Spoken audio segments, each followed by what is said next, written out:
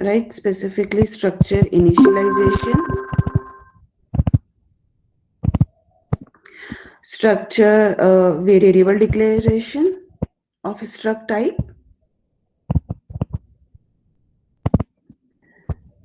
and initialization of the variables and accessing of the variable.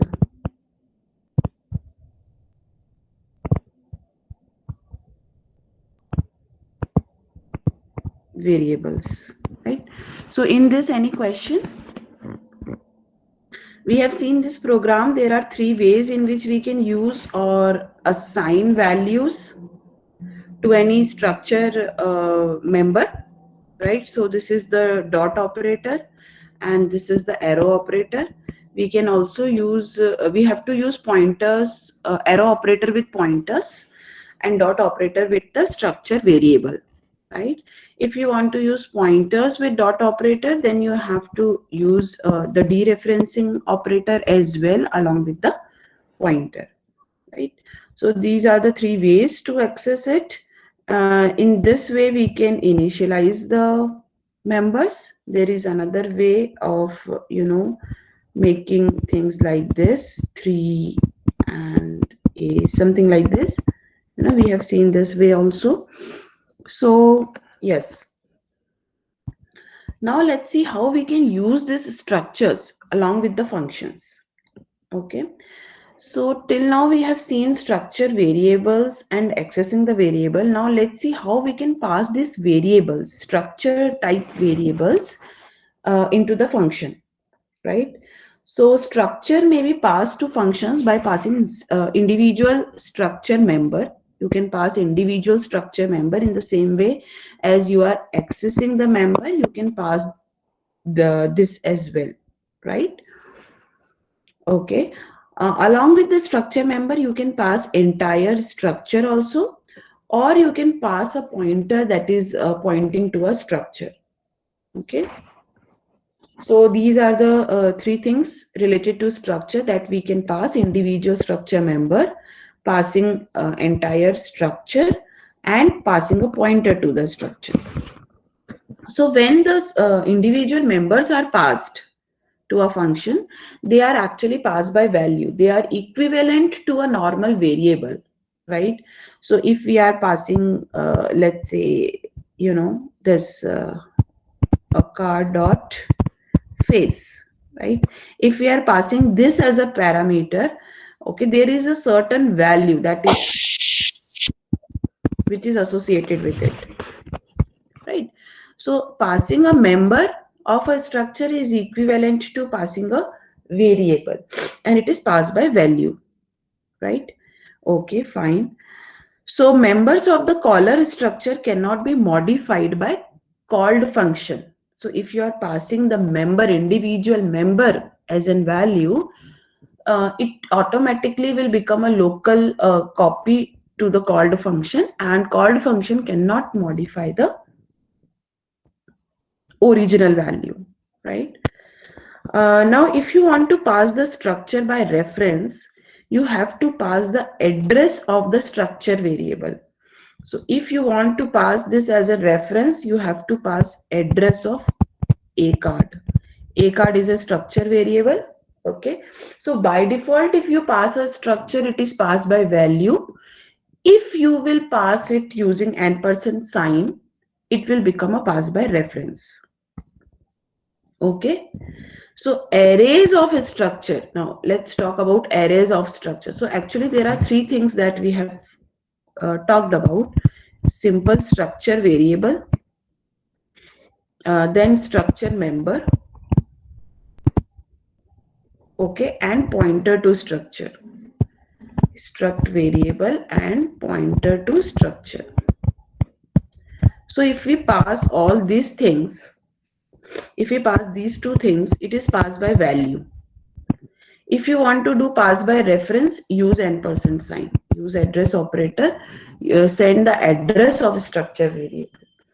If you are having arrays of a structure, okay, so when you pass arrays of a structure as an argument, automatically it will become passed by reference, because array is passed by reference. So array of anything will be passed by reference. Okay. So to pass an array by value, now you know, if you remember, we have talked that when we pass an array by default, a simple array, it is generally passed by reference. By default, it is passed by reference. If you want to pass the array by value, what you can do is you can make the array as a member of a structure and then pass that member. Then by default, it will become passed by value. Are you following this point? So suppose you are having int a10, okay, and if you pass this a, right, array a in the function, by default this is passed by reference, okay, because what is a is the address of the first location. But if this is defined inside a structure, okay, some xyz structure, then what happen? So suppose this is a structure. Now if you make a variable of this type, struct xyz, variable is abc, and now if you pass this abc dot a, then array will become passed by value, then it will not become passed by reference. Okay, so here is a slight difference between these things. So since structure member is always passed by value, if you want to pass an array by value by default, then make it a member of a structure and then pass that member. Okay, so structures are passed by value, so the arrays are passed it by value. Structures and structure members are passed by value. So if you define an array inside it, then it will also pass by value. So this is the method, when we talked about array, we talked that it is by default passed by reference. If you want to do it pass by value, then we will see it later. Okay, so this is the way to pass an array by value, make it a member of the structure. Okay, all right. Now this is the common error, assuming that structures like array are automatically passed by reference and trying to modify the caller structure value is called a function. In the called function is a logical error. Okay, so structures by default is a pass by value type thing, and arrays by default are passed by reference point type thing. Okay, but explicitly you can change either ways. You can pass an array as a value, just make it a member of a structure, and if you want to pass a structure value as a reference, then just use ampersand operator. Okay, but by default this is passed by value, this is passed by reference. All right, now passing structure by reference is more efficient than passing structure by value. Okay, because when we pass it by value, entire copy of the structure has been made to local to the function. Okay, but this is the by default setting, so you can change the setting as well. Okay, now let's talk about one small thing, that is a typedef keyword, and this is a very helpful keyword actually. What it will do is it will provide a mechanism to create a synonym for previously defined data type. Okay, so it helps us to make a synonyms or aliases of what? Of previously defined data types. So what is previously defined data types? So we have talked about a structure is kind of a data type. Okay, that we are defining, that users are defining. Okay, and we have already seen that we have made a structure of with the name card. Okay, now what typedef will do is this: typedef will actually create a shorter name for this big name. Okay, so how to write it, how to write this in a instruction. So this is struct card. Now what you have to do, just mention a typedef keyword. So it says let's define the definition of this type struct card and give it a name card. Okay, now struct card and this card can be used interchangeably.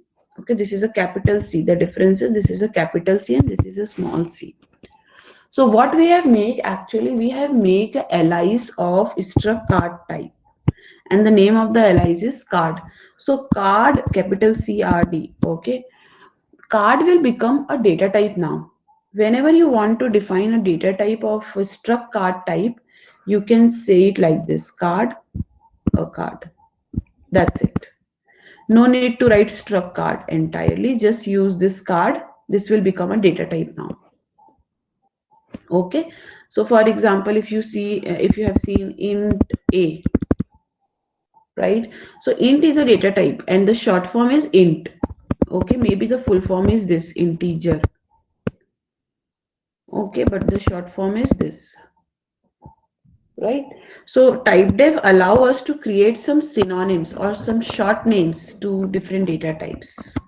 Okay, so this is frequently used along with the structures, because generally structures names are quite big, and people used to define the structure and makes this smaller name, and this smaller name will become the data type, and you can use this in front of any variable to mention the data type of this type. Is it clear? Yes, no?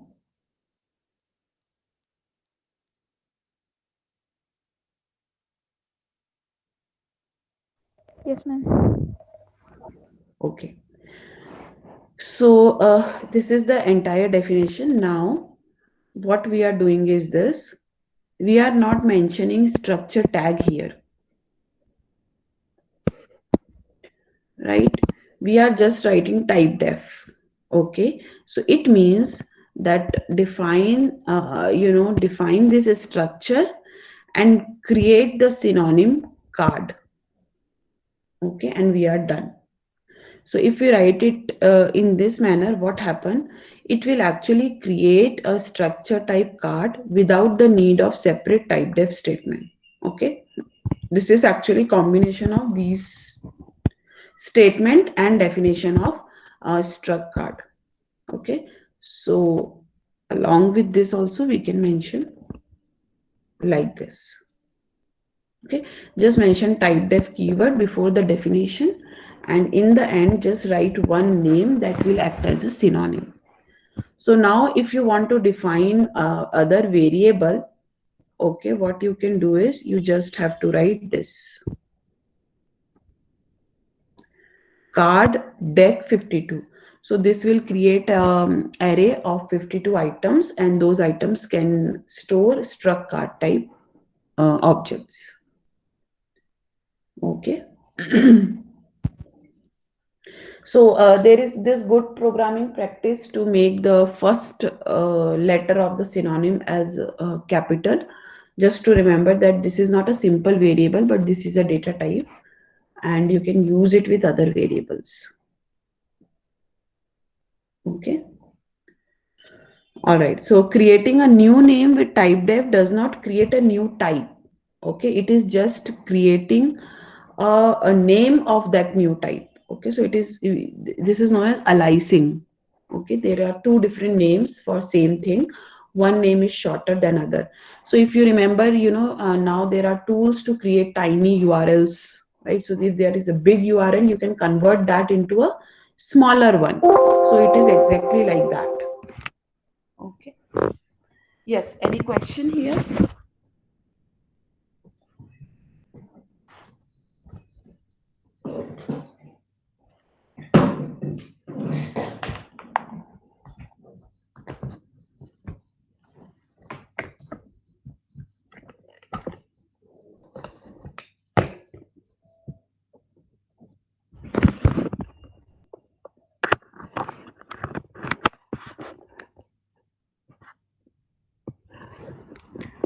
All right. So this meaningful name help us to self-document the program. Right now, for example, like in case of this deck of 52 array, instead of writing this entire struct card and everything, you just mention this card and write any number of variables. Okay, so as I was telling, the integer is the actual name, but int is given using the type def. Okay, And then there is this long integer and all these things. So long has been made as an alias. So typedef is used by the standard libraries also. And when you will make your own data type using structure and all, you can also use this typedef. Okay. All right.